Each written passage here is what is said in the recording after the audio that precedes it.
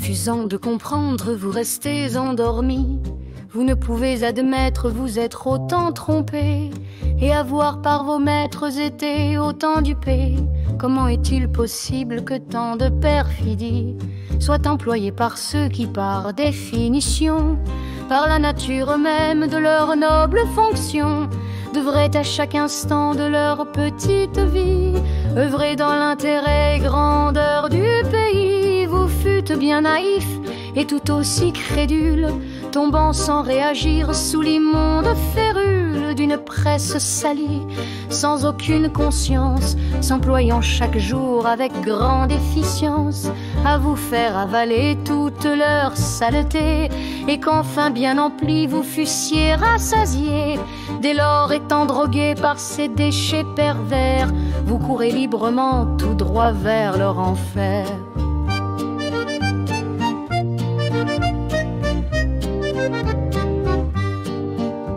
C'est autant de questions qui tournent dans ma tête.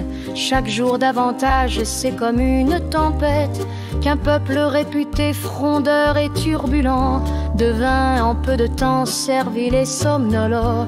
Il faut en convenir, c'est assez déroutant. Pour tendre les chevaux, il faut tirer les fils. Je l'avoue, cette tâche ne sera guère facile, mais je vais malgré tout humblement essayer, et par cette chanson apporter quelques clés.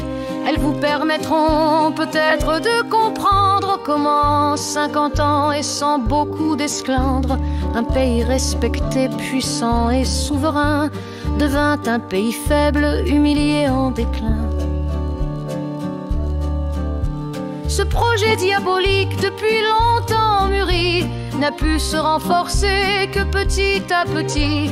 Il a trouvé les forces pour le pérenniser dans cette création d'Europe vassalisée. Depuis 70 ans, nos amis d'Amérique, par leur état profond, nous ont bien fait la nique, en voulant nous faire croire aux bienfaits de l'Europe. Ces gens qui par nature ne sont guère philanthropes peuvent enserrer les peuples dans des règles absurdes et même sans souci jouir de leur turpitude, ôtant leur liberté, brisant leur résistance, ne tenant aucun compte de leur grande souffrance. Ils maintiennent les peuples dans la servilité, leur ôtant peu à peu toute leur dignité. Ce qu'il vous faut vraiment bien mettre dans la tête, c'est que ce qui arrive n'est pas du tout fortuit. La destruction complète de notre beau pays n'est pas le fruit d'erreurs, de décisions bébêtes. Penchons-nous donc d'abord sur les buts recherchés, qui ne vous ont jamais été bien sûr dévoilés. Une caste de gens s'estimant différents et qui, riches et puissants, se pensent intelligents. Ils ont depuis longtemps infiltré les États.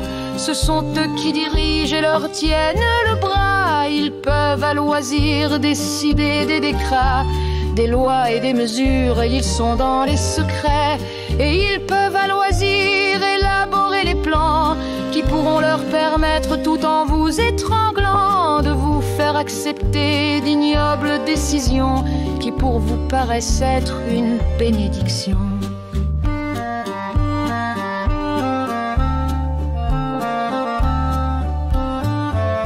Pour cela, ils emploient leurs meilleurs chiens de garde. Je vous l'ai déjà dit, ils jouent à la hussarde et ne s'embarrassent en aucune manière de règles de conscience, et c'est leur canonnière qui va à chaque instant vous livrer sa mitraille par journaux mensongers suivant les mêmes rails, tous alimentés par les mêmes personnes, éructant leurs copies dès lors qu'on les sonne. L'idée semble très simple, cela coule de source. Nous sommes les élites et nous avons la bourse. Nous tirons les ficelles d'un grand nombre d'États, et il faut éviter que l'on nous contestât, qu'on remette en question notre domination, ce qui serait pour nous une abomination. Nous devons pour cela asseoir notre pouvoir, éviter que certains puissent se prévaloir de valeurs périmées et hautement toxiques. Elles ne servent à rien et sont très narcissiques.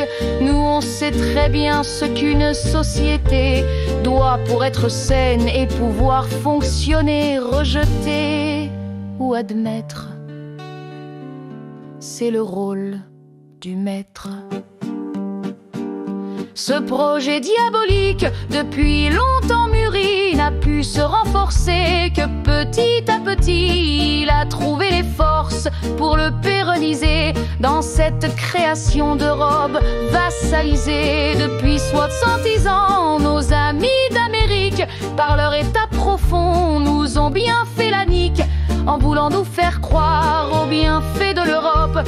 Ces gens qui par nature ne sont guère philanthropes peuvent enserrer les peuples dans des règles absurdes et même sans souci jouir de leur turpitude, ôtant leur liberté, brisant leur résistance, ne tenant aucun compte de leur grande souffrance.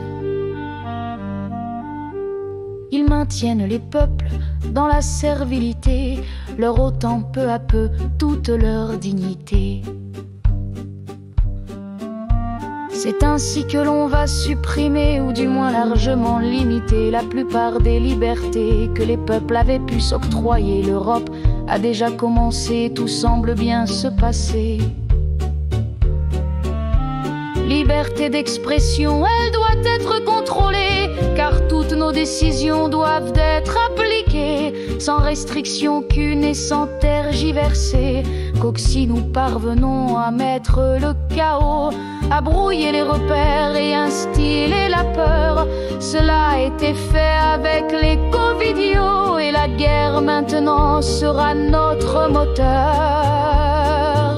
Nous avons toutefois déjà bien commencé, de nombreux outils avec succès testés. Notre euro numérique, bien sûr, est le fleuron. Avec le BDE, nous aurons le pompon. Nous assistons passifs à notre déchéance. Chaque jour nous promet une grande souffrance. Nos élites nous narguent et n'en font qu'à leur tête, nous prennent pour des cloches, détournent nos pépettes. C'est un plaisir sans nom pour ces êtres pervers de vous voir asservis et vous rouler par terre. Il arrive un moment où autant de bassesse vous cloie pour longtemps dans votre petitesse. Ce projet diabolique